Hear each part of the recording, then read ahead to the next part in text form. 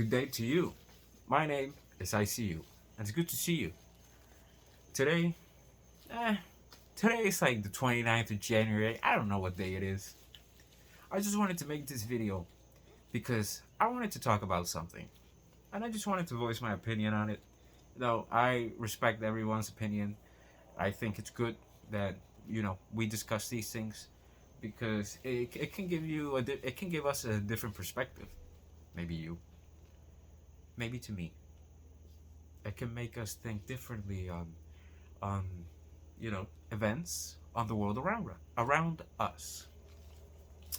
And what's been making headlines this week is those massive deportations that they've been doing on the United States, New York, among other places. It was President Trump's order, of course. He said that he was gonna have a tough hand on immigration, and rightfully so.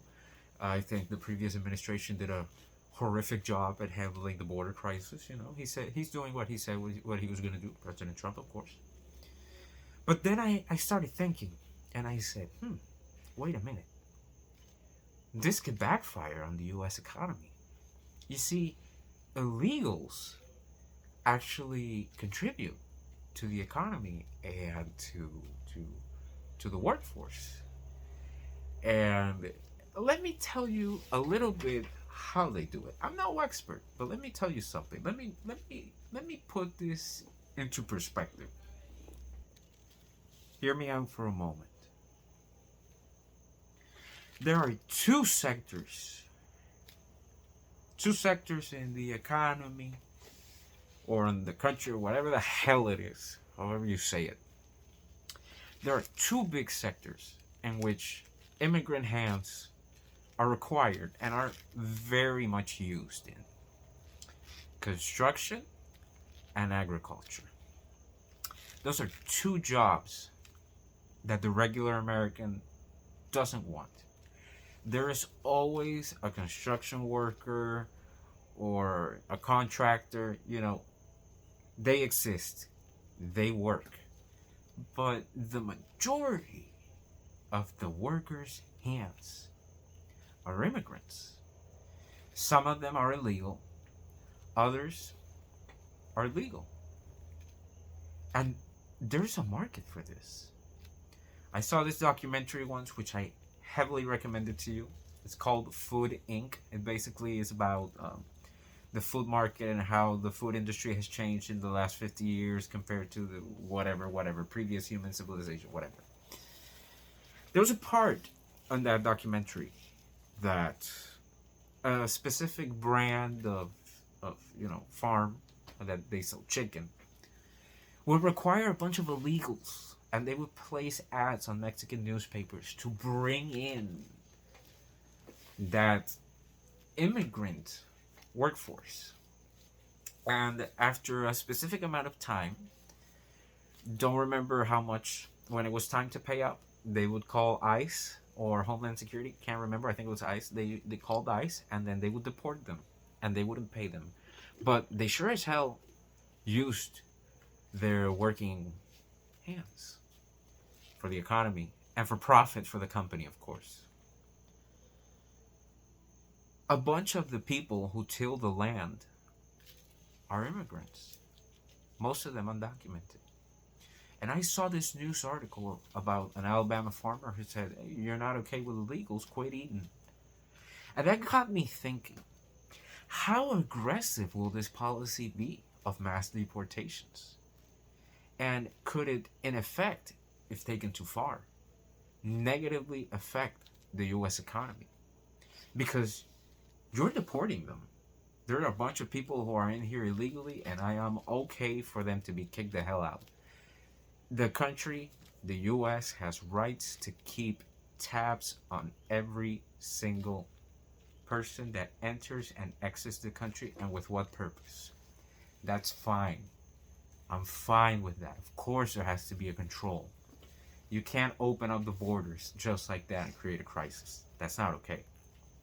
But if you kick them out and you're not willing to even give them work visas, that's a bunch of skilled hands from farms and construction that will just simply go away.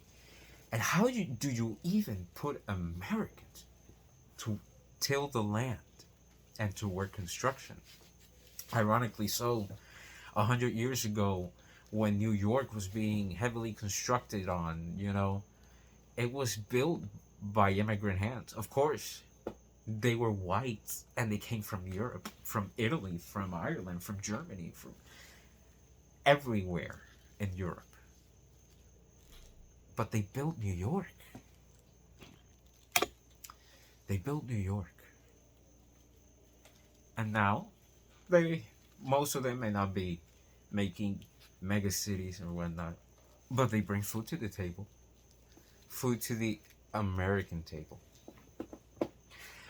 And what is the government gonna do after they kick out these these immigrant workers for the farm and construction workers?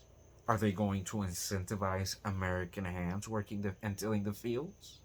Are they going to incentivize American hands to work construction? Many illegals put up with the struggle because although they get paid shit, they get paid more than where they came from, and they can help sustain families. So if some of them are willing to work, till the land, and build our houses, then why can't we help them if they can give something in return? I don't like this extremism thing. It breaks apart conversation, it breaks apart dialogue. I think now more than ever, we need to be more conscious about our actions and our decisions and the consequences that these may bring over being a little bit too proud about what we're doing.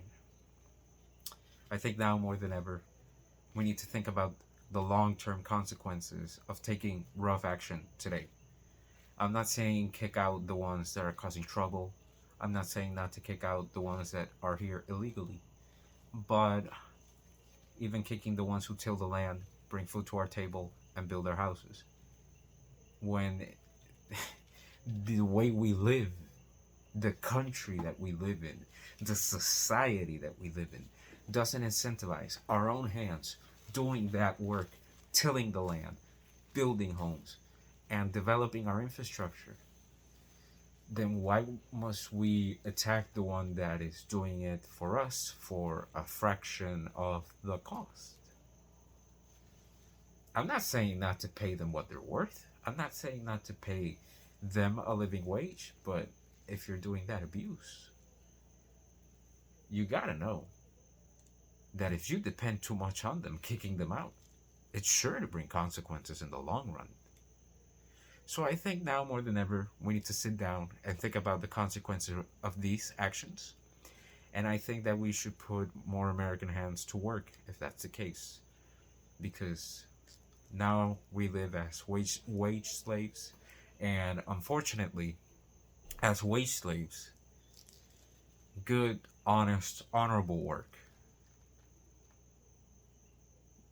good, honest, honorable work that pays for the American lifestyle is just not there.